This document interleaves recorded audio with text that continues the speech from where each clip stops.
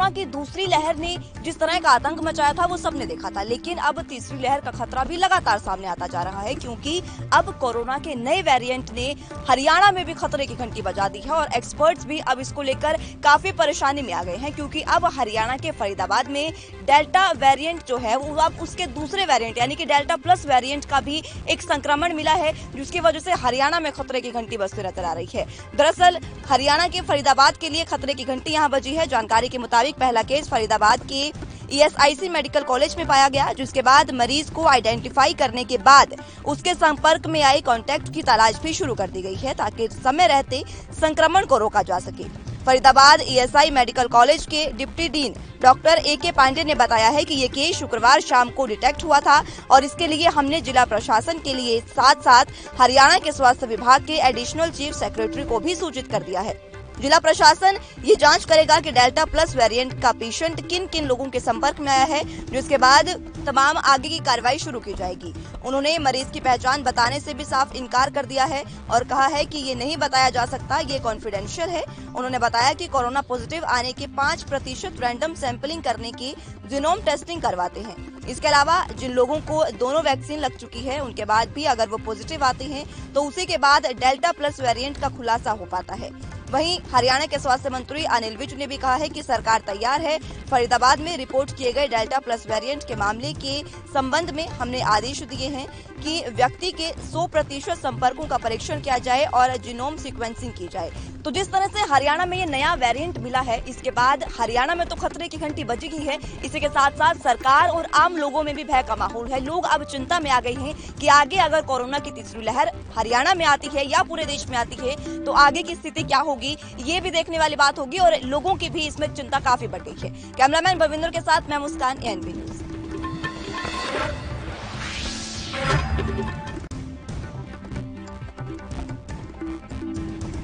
कृषि कानूनों के खिलाफ किसानों के आंदोलन को आज पूरे 7 महीने हो गए हैं और आज जगह जगह किसानों ने धरना प्रदर्शन किया है। आपको बता दें कि किसानों की पहले से ही ये रणनीति थी कि वो हर जगह पर राजभवन के बाहर प्रदर्शन करेंगे और इसके अलावा राज्यपाल को राष्ट्रपति के नाम ज्ञापन भी सौंपा जाएगा। इसी कड़ी में आज किसानों ने जमकर प्रदर्शन किया है। राकेश टिकैत की अगुवाई में भारतीय किसान यूनियन ने जिस तरीके से आज टिकरी बॉर्डर पर धरना लगाया वो देखने के लायक था। इससे पहले केंद्रीय कृषि मंत्री नरेंद्र सिंह तोमर ये बात कह चुके हैं कि किसानों को अपना आंदोलन खत्म कर देना चाहिए, क्योंकि सरकार इन कृषि कानूनों को रद्द नहीं करेगी। लेकिन किसानों को किसी टिप्पणी में या किसी भी मुद्दे पर, किसी भी बिंदु पर कोई भी दिक्कत आ रही है तो उस पर सरकार चर्चा करने के लिए तैयार है। और लगातार कृषि मंत्री ये बात कहते रहते हैं कि सरकार के दरवाजे, बातचीत के दरवाजे हमेशा किसानों के लिए खुले हैं। लेकिन बात राकेश टिकैत की कर ले तो वो लगातार ये बात कह रहे हैं कि कृषि कानूनों को रद्द करने से कम हम किसी भी समझौते पर नहीं मानेंगे। इसी कड़ी में आज जमकर पूरे देश में किसानों ने प्रदर्शन किया है और ये किसान के आंदोलन का आज 7वां महीना पूरा हो गया है, यानी कि आज से 8वें महीने में किसानों का आंदोलन प्रवेश कर चुका है। और राकेश टिकैत ने साफ कर दिया है कि हर महीने की 26 तारीख को हम इसी तरीके से प्रदर्शन करेंगे, इसी तरीके से हमारी ट्रैक्टर यात्राएं होंगी, ताकि हम सरकार को याद दिला सके कि किसान अभी चुप नहीं बैठे हैं, किसानों की मांग अभी भी वही है और सरकार को किसानों पर ध्यान देना ही होगा। अब बड़ी बात यहाँ पर यह है और बड़ा सवाल भी यहाँ पर यह है कि सरकार किसानों की मांग पर ध्यान क्यों नहीं दे रही। अगर वाकई में बातचीत के रास्ते खुले हैं तो सरकार की तरफ से क्या पहल की गई कि जो बॉर्डर पर बैठे हुए हैं पिछले 7 महीने से किसान, उनकी मांगों पर ध्यान दिया जाए, उन्हें बातचीत के लिए बुलाया जाए और 11 दौर की जो वार्ता हुई है उसका नतीजा क्या निकला, ये तमाम सवाल अभी भी जस के तस बने हुए हैं। और एक खास बात यहाँ पर ये कि जम्मू कश्मीर के मसले पर जब आप सर्वदलीय बैठक बुला सकते हो तो किसानों के मसले पर 11 नेताओं को बुलाकर बैठक क्यों नहीं की जा सकती। इन तमाम सवालों का जवाब केंद्र सरकार को ही देना होगा और किसानों ने अब हुंकार भर दी है तो ये इतनी आसानी से चुपचाप नहीं बैठेंगे। तो अब ये सरकार को देखना है कि किस तरीके से समस्या का समाधान निकालते हैं। कैमरा पर्सन शशिपाल के साथ मैं पल्लवी राजपूत, ANB न्यूज।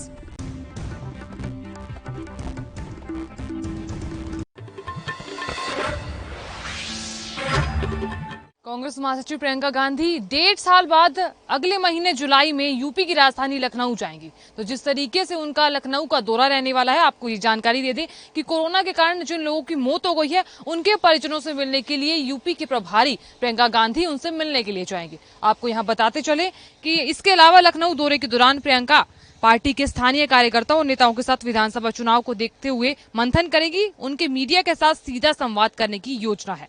वहीं कांग्रेस कोरोना त्रासदी पर राज्यों के कई स्थानों पर फोटो गैलरी भी बनाएगी। और इससे पहले आपको बताते चले कि प्रियंका गांधी दिसंबर 2019 में लखनऊ आई थी। वहीं सूत्रों की माने तो प्रियंका गांधी के आने का कार्यक्रम पार्टी पदाधिकारियों को मौखिक तौर पर बताया गया है, लेकिन यहां दौरे की निश्चित तारीख नहीं तय की गई। लेकिन हालांकि यहां पार्टी हाईकमान ने दौरे से पहले प्रदेश में कोरोना से हुई मौत के वास्तविक आंकड़े प्रत्येक ब्लॉक से जुटाने के लिए कहा है और इसके साथ ही स्थानीय टीमों को काम पर लगा दिया है। आपको बता दें कि अगले महीने यहाँ यूपी की प्रभारी प्रियंका गांधी लखनऊ जाने वाली है। जिन लोगों की मृत्यु हुई है कोरोना से, उनके परिजनों से मुलाकात करेंगी और क्या कुछ उन्हें दिक्कतें आ रही हैं और आगे किस चीजों की जरूरत है, उनका भी जायजा लिया जाएगा। कैमरामैन हरपाल के साथ साधना बत्रा, ANB न्यूज।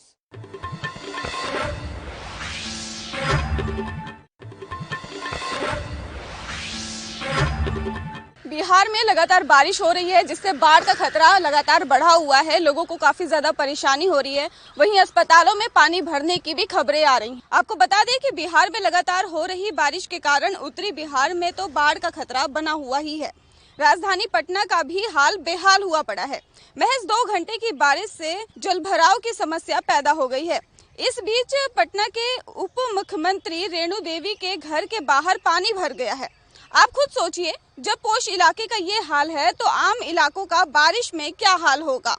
तस्वीरों में आप साफ देख सकते हैं कि कैसे उप मुख्यमंत्री के घर के बाहर पानी का सैलाब आ गया है और घुटनों तक पानी भर गया है। सिर्फ 2 घंटे की लगातार बारिश ने पटना के कई इलाकों को जगमग्न कर दिया है और नगर निगम के दावों की पोल खोल दी है। आपको बता दें कि लगातार बारिश के कारण जल भराव हो गया है। वहीं सरकार की जो पोल है वो भी खुलती साफ नजर आ रही है। कैमरामैन हरपाल के साथ सुमन पाल की रिपोर्ट।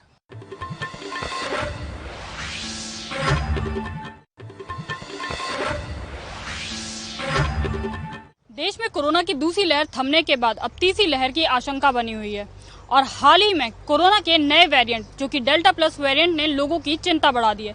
एक्सपर्ट्स का कहना है कि अगर तीसरी लहर आई तो ये डेल्टा प्लस वेरिएंट एक मुख्य फैक्टर हो सकता है। ऐसे में ICMR ने भारत में कोविड-19 की तीसरी लहर की संभावना पे एक स्टडी की है। इस स्टडी में कहा गया है कि यदि भारत में कोरोना की तीसरी लहर आती है तो ये दूसरी लहर जितनी गंभीर नहीं होगी। हालांकि टीकाकरण के प्रयासों में तेजी से बढ़ोतरी न सिर्फ कोरोना बल्कि फ्यूचर में किसी अन्य लहर को कम करने में भी एक अहम भूमिका निभा सकती है। स्टडी में तीसरी लहर की संभावनाओं पर बात करते हुए कहा गया है कि इम्यूनिटी पावर समय के साथ कम हो सकती है। ऐसे में पहले से संक्रमण की हद में आ चुके लोग एक बार फिर से संक्रमित हो सकते हैं। वहीं ICMR की हाल ही में की गई एक और स्टडी से पता चलता है कि प्रेग्नेंट महिलाएं भारत में दूसरी कोविड-19 लहर के दौरान पहले की तुलना में ज्यादा गंभीर रूप से प्रभावित हुई है। इस साल डेथ रेट और संक्रमित मामलों की संख्या में काफी तेजी से बढ़ोतरी हुई है। ऐसे में ICMR के director general doctor Balram Bhargava का कहना है कि स्वास्थ्य मंत्रालय की गाइडलाइन है कि प्रेग्नेंट महिलाओं को भी टीका लगाया जा सकता है।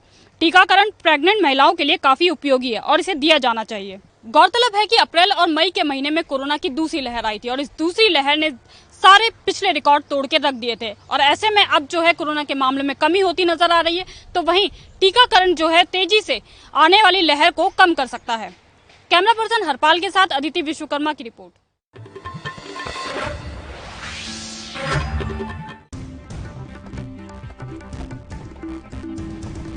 आपको बता दें कि आज यूपी में जिला अध्यक्ष पद चुनाव की नामांकन प्रक्रिया शुरू हो गई है। वहीं हम बात कर लें जनपद जालौन की, तो जनपद जालौन से 2 पार्टियों के अलग अलग पदाधिकारियों ने नामांकन दाखिल किए हैं। वहीं हम आपको बता दें कि कांग्रेस पार्टी से उर्मिला सोनकर खावरी ने अपने पदाधिकारियों के साथ पहुंचकर उन्होंने 2 सेटों में नामांकन दाखिल किए हैं। वहीं बीजेपी पर निशाना साधते हुए आरोप प्रत्यारोप लगाए हैं। वहीं हम बात कर लें बीजेपी पार्टी की, तो बीजेपी पार्टी से घनश्याम अनुरागी ने अपने समर्थकों के साथ पहुंचकर उन्होंने 3 सेटों में नामांकन दाखिल किए हैं। वहीं जो आरोप प्रत्यारोप लगे हैं वहीं उन्होंने बताया कि ये सरासर गलत हैं। वहीं चुनाव आयोग निर्वाचन अधिकारी प्रियंका रंजन ने बताया कि जनपद जालौन में जिला अध्यक्ष पद चुनाव की नामांकन प्रक्रिया शुरू हो गई। वहीं 2 पार्टियों के पदाधिकारियों ने नामांकन दाखिल किए हैं। ANB news Mayank Rajput Jalaun.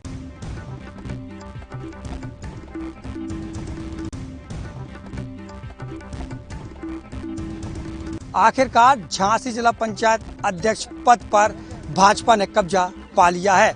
किसी भी दल द्वारा नामांकन न किए जाने को लेकर भाजपा के प्रत्याशी पवन गौतम निर्विरोध चुन लिए गए हैं। आपको बता दें कि शनिवार यानी आज को गहमा गहमी के बीच झांसी जिला पंचायत अध्यक्ष पद के लिए भाजपा प्रत्याशी पवन गौतम, सदर विधायक रवि शर्मा समेत अन्य भाजपाइयों के साथ कलेक्ट्रेट पहुंचे, जहां उन्होंने नामांकन पत्र दाखिल किया। इसके अलावा कोई भी अन्य दल का प्रत्याशी नामांकन करने नहीं पहुंचा, तो पवन गौतम को निर्विरोध पंचायत अध्यक्ष चुन लिया गया।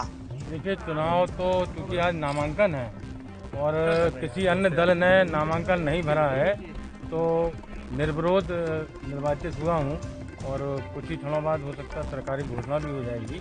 और हमारा प्रथम जो है भारतीय जनता पार्टी का पहली बार जिला पंचायत अध्यक्ष बनने जा रहा है और मेरा ये प्रयास रहेगा कि मैं जिस तरीके से झांसी नगर निगम स्मार्ट सिटी के रूप में विकसित हो रहा है, हम भी झांसी जिले को स्मार्ट गांव बना करके और जल संरक्षण और पर्यावरण, इन दो चीज़ों के साथ में हम गांव में शुद्ध वायु, स्वास्थ्य, इन सभी चीज़ों का हम ध्यान रखते हुए अपनी माननीय योगी जी और माननीय मोदी जी की जो योजनाएं हैं गांव गरीब किसान के लिए, उनके लिए मिलकर हम काम करें। वीडियो जर्नलिस्ट के साथ मोहम्मद शहजाद, ARV न्यूज, झांसी।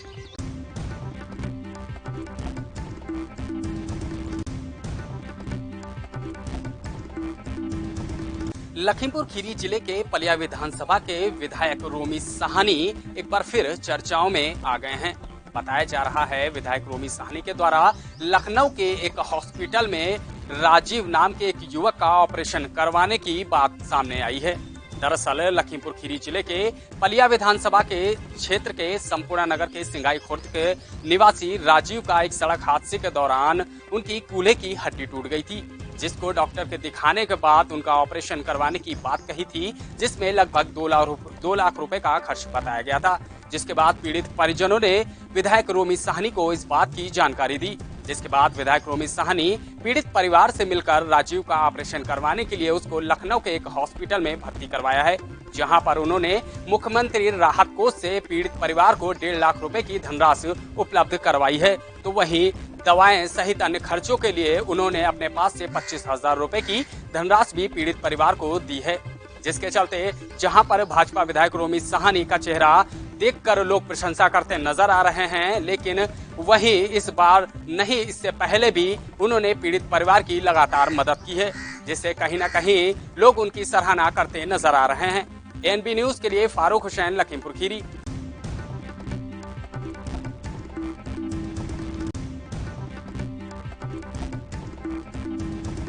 महाराष्ट्र में OBC आरक्षण को लेकर बीजेपी पूरी तरह से आक्रामक हो चुकी है।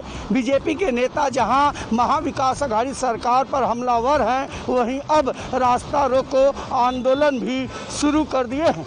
मुंबई की दहशत चेकनाका पर बीजेपी सांसद गोपाल सेठी, स्थानीय विधायक और बीजेपी कार्यकर्ताओं द्वारा रास्ता रोको आंदोलन किया गया। पुलिस की कड़ी मशक्कत के बाद रास्ते को साफ कराया गया। लगभग 1.5 घंटे का ट्रैफिक जाम हो गया था। लगातार जहां मराठा आरक्षण को लेकर आवाज़ उठ रही थी, मांग उठ रही थी, अब बीजेपी कहीं न कहीं OBC मराठा आरक्षण के समर्थन में आ चुकी है और यही वजह है कि जगह जगह आंदोलन कर अपनी नाराजगी व्यक्त कर रहे हैं। देखना यह होगा कि इस आंदोलन से क्या OBC मराठा को लाभ मिल पाता है, यह देखने वाली बात होगी। ANB न्यूज के लिए मुंबई से मुरारी सिंह।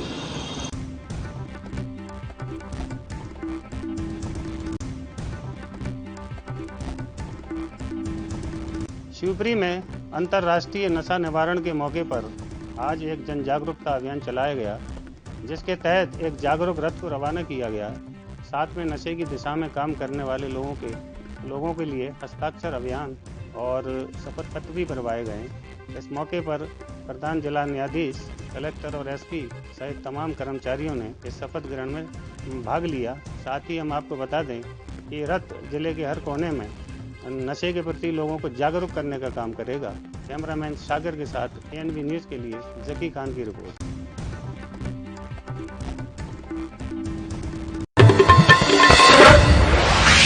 शासन प्रशासन सड़कों को लेकर तमाम योजनाएं चला रही है, जिनमें प्रधानमंत्री सड़क योजना और मुख्यमंत्री सड़क योजना शामिल है। लेकिन बात की जाए भिंड जिले के भिंड जनपद के अंतर्गत आने वाले कुंदन सिंहपुरा की, तो वहां आजादी के समय से लेकर आज दिन तक सड़क नहीं बन पाई है। ग्रामीणों का कहना है कि बरसात आने वाली है और बरसात आते ही हम सभी लोग परेशान होते हैं। चाहे बच्चों के पढ़ने की बात की जाए या कोई बीमार हो या गर्भवती महिला हो, तो उसे इलाज के लिए यदि अस्पताल ले जाना पड़े तो मात्र एक चारपाई ही सहारा होता है, जिस पर रखकर मरीजों को मुख्य मार्ग तक ले जाया जा सकता है। वहीं ग्रामीणों का मानना है कि मुख्य मार्ग से कुंदन सिंहपुरा की दूरी महज 200 मीटर की है, लेकिन फिर भी सरपंच से लेकर कलेक्टर एवं सीएम हेल्पलाइन तक शिकायत करने के बावजूद भी स्थिति जस की तस बनी हुई है। देवेंद्र सिंह नाम है, ग्राम कुंदन सिंहपुरा के रहने वाले हैं। हमारी जो रास्ते है जो बंद की गई है पूरी रास्ता, हम 200 साल पुराने यहाँ निकलते हैं, सब लोगों की रास्ता बंद किए गई है।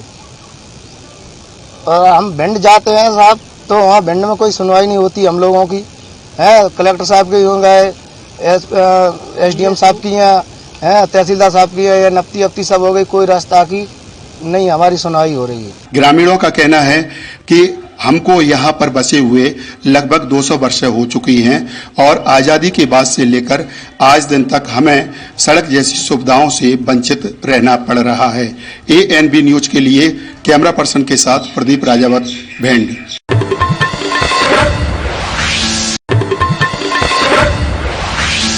कोरोना संक्रमण का डर न केवल इंसानों को है बल्कि अब जानवरों को भी है। अगर पिछले कुछ दिनों की बात करें तो जहां कोरोना की वजह से कई जो पशु पक्षी हैं वो भी कोरोना संक्रमण की चपेट में आ चुके हैं। ऐसे में अगर बात करें तो जहां इंदौर का जो प्राणी संग्रहालय अब उसे पूरी तरह से खोल दिया गया है, जहां पर अब लोग भी यहाँ पर बड़ी तादाद में लोग यहाँ पर आ रहे हैं। ऐसे में लोगों को और पशु पक्षियों को बचाने के लिए अब अगर प्राणी संग्रहालय की तरफ से बात करें तो लगातार ऐसे प्रयास किए जा रहे हैं। साथ ही अगर जानवरों की बात करें तो उनको भी सोशल डिस्टेंसिंग के साथ रखा जा रहा है ताकि कोरोना का संक्रमण जो है अब जो है जानवरों पर ना फैले। अगर बात करें पिछले दिनों की तो कई ऐसे जानवर हैं जो कोरोना संक्रमण की चपेट में आ चुके हैं और सबसे ज्यादा अगर बात करें तो जो कैट प्रजाति के जानवर हैं उन पर ज्यादा कोरोना का संक्रमण मंडराता है। ऐसे में हमारे साथ आज चिड़ियाघर प्रभारी श्री उत्तम यादव जी हमारे साथ हैं। वो स्वयं यहाँ पर पूरी तरह से अगर जानवरों की बात करें तो पूरी निगरानी करते हुए सोशल डिस्टेंसिंग के साथ पशु पक्षियों को पूरी तरह से रखा जा रहा है और उनका विशेष ख्याल रखा जा रहा है। इसको लेकर हम उनसे भी बातचीत करेंगे। सर, स्वागत है आपका। कोरोना का संक्रमण जो है इंसानों के साथ पशु पक्षियों और जानवरों पर भी मंडरा रहा है, तो क्या बेहतर इंतजाम किए जा रहे हैं अभी? देखिए, जैसे कि अगर एनिमल्स की बात की जाए, जू एनिमल्स की बात की जाए तो उसके लिए भी सेंट्रल जो अथॉरिटी तरफ से जो प्रोटोकॉल जारी हुआ है उसी के तहत हम लोग कार्रवाई यहाँ पर कर रहे हैं। और उसमें मेनली दवाइयों का स्प्रे, एंटीवायरल दवाइयों का स्प्रे, फूड को बॉयल करके दे रहा हूँ। एंटी वायरल दवाइयों का जो स्प्रे के साथ साथ जो फूड में भी हम लोग कुछ मिनरल्स विटामिन मिक्स करके दे रहे हैं ताकि इम्यून सिस्टम ठीक रहे। उसको दुरुस्त करने के लिए मिनरल भी पानी में मिला के दे रहे हैं। पूरे एरिया को हम लोगों ने आइसोलेटेड कर रखा है और नो मेंस एंट्री जोन कर रखा है। 2 गेट जहाँ पे थे वहाँ पर एक गेट को पूरी तरह बंद कर दिया गया। पूरे एरिया में गैमेक्सिन का छिड़काव और अंदर शेल के अंदर एंटीवायरल दवाइयों का छिड़काव, और जो भी हमारे कीपर्स वहाँ पे जा रहे हैं वो भी मास्क, सैनिटाइजर सब। तो लगातार जो है बेहतर इंतजाम यहाँ पर अब चिड़ियाघर पर भी किए जा रहे हैं। चूँकि इंसानों के बाद जो कोरोना का संक्रमण है वो जानवरों पर भी कहीं ना कहीं खतरा मंडरा रहा है और इसके पहले भी बात करें तो कई जानवर इसकी चपेट में आ चुके हैं, जिसको देखते हुए इंदौर का अगर प्राणी संग्रहालय की बात करें तो ये अब पूरी तरह से दर्शकों के लिए, जो विजिटर हैं उनके लिए खोल दिया गया। ऐसे में लोग यहाँ पर चिड़ियाघर पर आ रहे हैं, जिसको लेकर बेहतर इंतजाम किए जा रहे हैं ताकि जो जानवर हैं वो तो सुरक्षित रहें, साथ ही साथ जो लोग यहाँ पर विजिटर आ रहे हैं वो भी सुरक्षित रहें और उनको भी किसी तरह का कोरोना का संक्रमण है वो किसी तरह से उनको चपेट पे ना लो, जिसको देखते हुए यहाँ पर पूरे इंतजाम किए जा रहे हैं। साथ ही सैनिटाइजर पूरा तरह से किया जाता है और जो लोग इन नियमों का उल्लंघन कर रहे हैं या करते हैं उनको दंडित भी किया जा रहा है, चालानी कार्रवाई भी की जा रही है। ताकि कोरोना के संक्रमण को जानवर और आमजन दोनों को इस संक्रमण से बचाया जा सके, जिसको लेकर इंदौर के चिड़ियाघर प्रभारी उत्तम यादव जी लगातार पूरी तरह से प्रयासरत हैं और लोगों को भी स्वयं खुद जा जाकर समझाइश भी दे रहे हैं। ANB न्यूज के लिए वीडियो जर्नलिस्ट अनिल चौधरी के साथ गणेश।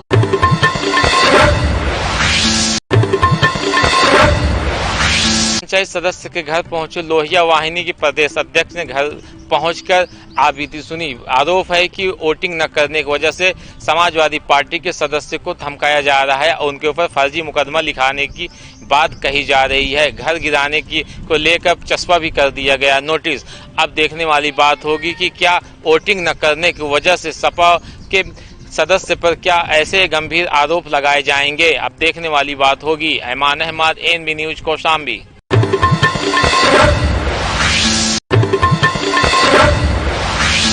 ललितपुर जनपद में आज प्रगतिशील किसान मोर्चा के जिलाध्यक्ष द्वारा कलेक्ट्रेट परिसर में एक धरना प्रदर्शन किया गया।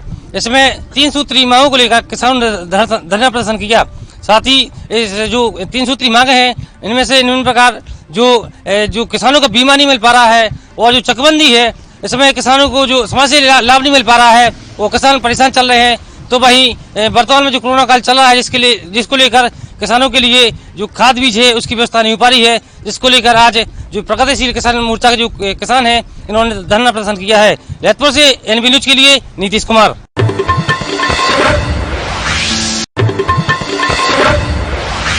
मुख्यमंत्री के द्वारा यह बार बार कहा जाता है कि मध्य प्रदेश की सड़कें अमेरिका की सड़कों से बेहतर है, लेकिन मध्य प्रदेश के रीवा जिले में सड़कों का हाल पूरी तरह से बेहाल हो चुका है और सड़कें गड्ढों में तब्दील हो चुकी हैं। जी हां, हम बात कर रहे हैं रीवा जिले के हनुमाना तहसील अंतर्गत पिपराही से जड़कुड़ पहुंच मार्ग की। पिपराही से जड़कुड़ पहुंच मार्ग कई वर्षों से पूरी तरह से उखड़कर नष्ट हो चुकी है और पूरी सड़कें गड्ढों में तब्दील हो चुकी हैं, जबकि हजारों की संख्या में यहाँ की आबादी है, लेकिन फिर भी ना तो शासन के द्वारा ध्यान दिया जा रहा है और ना तो प्रशासन के द्वारा ध्यान दिया जा रहा है, जिसको लेकर आज मऊगंज युवक कांग्रेस के द्वारा पूर्व विधायक सुखेंद्र सिंह के नेतृत्व में नकवार पंचायत में धरना प्रदर्शन किया गया और सड़क बनवाने की मांग को लेकर धरने पर बैठे रहे। वहीं पूर्व विधायक के द्वारा बताया गया कि उनके कार्यकाल में सड़कों का सेंक्शन करवाया गया था, लेकिन इसी दौरान विधानसभा चुनाव आ गया और चुनाव के बाद भाजपा का यहां से प्रत्याशी जीते।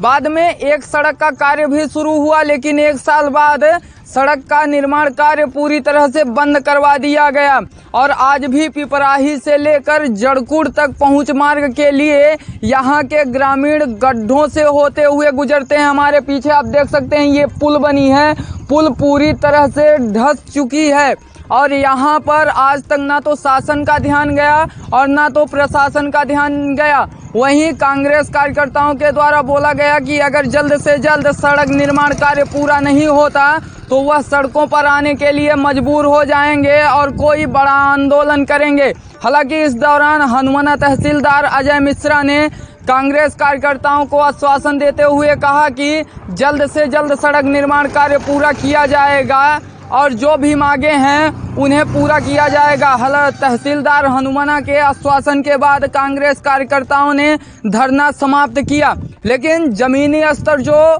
बता रही है वह साफ तौर पर यह बता रही है कि हनुमाना तहसील अंतर्गत पिपराही से जड़कुड़ पहुंच मार्ग पूरी तरह से नष्ट हो चुकी है। यहाँ पे देख सकते हैं ये गाड़ियां आ रही हैं और पुल पूरी तरह से नष्ट हो चुकी है, सड़कें गड्ढों में तब्दील हो चुकी है, लेकिन ना तो शासन का ध्यान जा रहा है और ना ही प्रशासन का ध्यान जा रहा है। इस सड़क को लेकर ANB न्यूज के द्वारा पूर्व में भी प्रमुखता के साथ खबर दिखाई गई थी। ANB न्यूज के साथ संवाददाता विजय त्रिपाठी, रीवा।